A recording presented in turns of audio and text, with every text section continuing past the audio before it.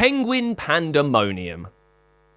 Once upon a time, in the magical land of glittering meadows, there lived a joyful group of unicorns who loved to frolic among the rainbow-coloured flowers and dance in the moonlight.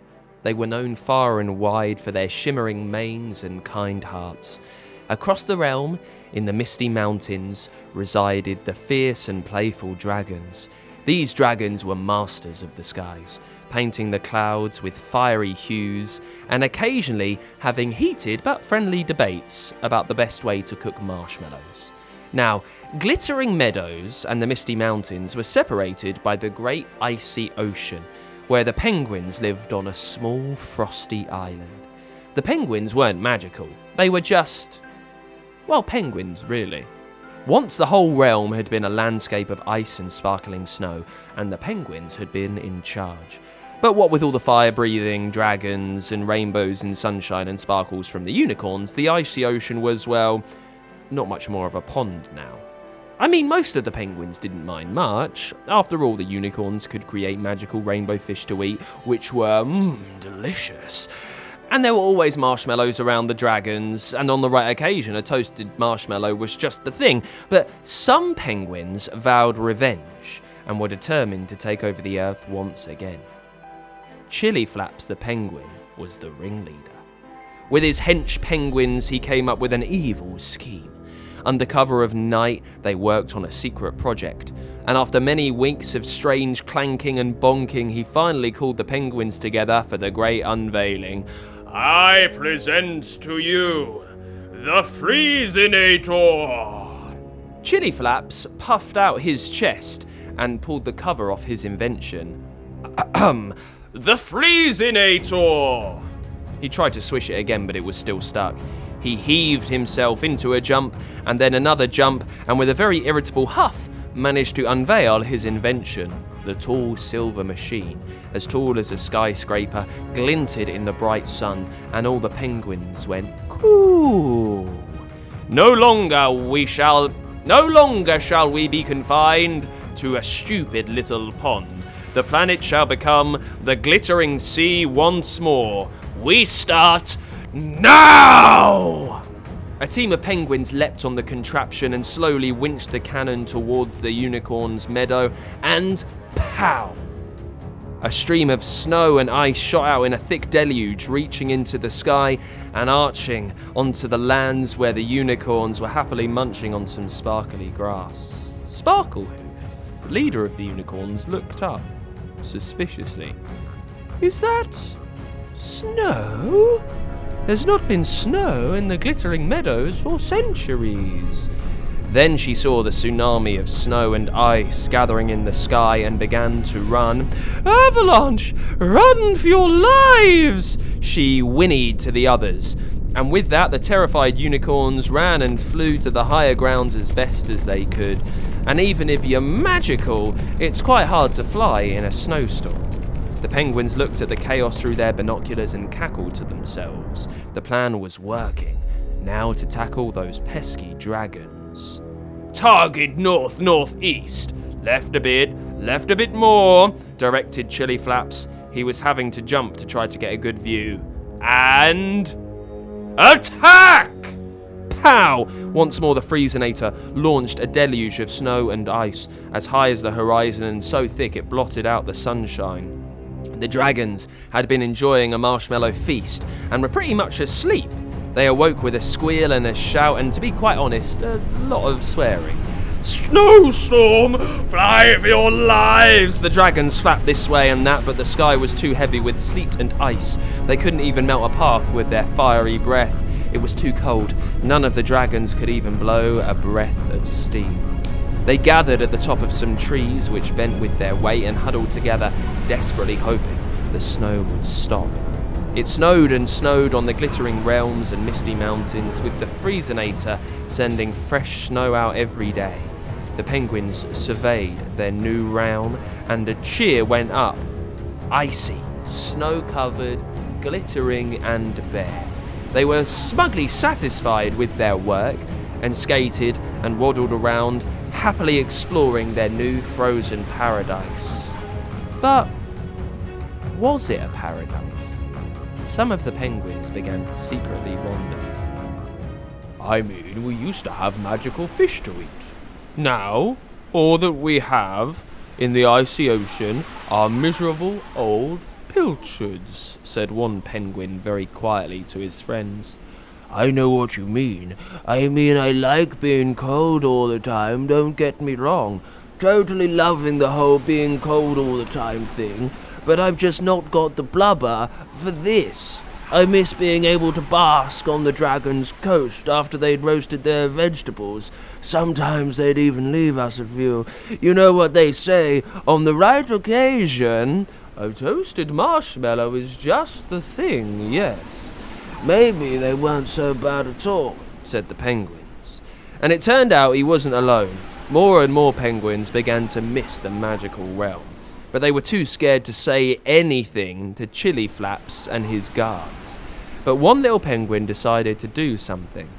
On the highest precipice of the misty mountains were the cavernous caves. This is where the dragons and unicorns all ended up, huddling together miserably around what fires the dragons could conjure with meagre magical food from the unicorns. The little penguin, Pango, trudged his way up and nervously poked his beak around the door.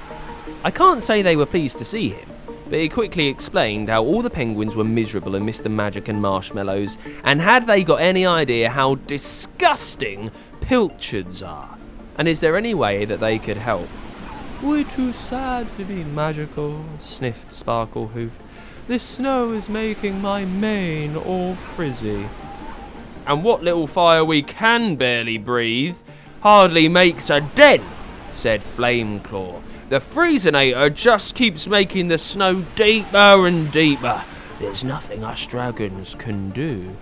And we penguins are no match for Chili Flaps and his guards. But what if we work together? We can't just give up. We can at least try. They came up with a plan. So the big problem was that Chili Flaps and his guards were always surrounding the Freezinator, so no one could get close. But that was about to change. The sky overhead was a canvas of swirling hues, painted by the majestic dragons that soared through the clouds, their wings creating shimmering trails of fire and smoke. Then, from the snow meadows stood the unicorns, their coats glistening like polished gems in the radiant sunlight. They formed a line, their horns pointed forwards with determination, and their manes seemed to catch the very essence of a rainbow itself, creating a breathtaking display of colours that danced as they moved. With roars that echoed like thunder and eyes that glowed like molten gold, the dragons were a sight to behold. They hovered in the air, wings outstretched, casting imposing shadows upon the ground. The atmosphere crackled with anticipation as the two forces advanced towards the centre of the icy ocean to Chili Flap's nest, where he and his foot soldiers were guarding the Freezinator. Charge! The unicorns charged forward with a synchronised gallop, their hooves barely touching the ground.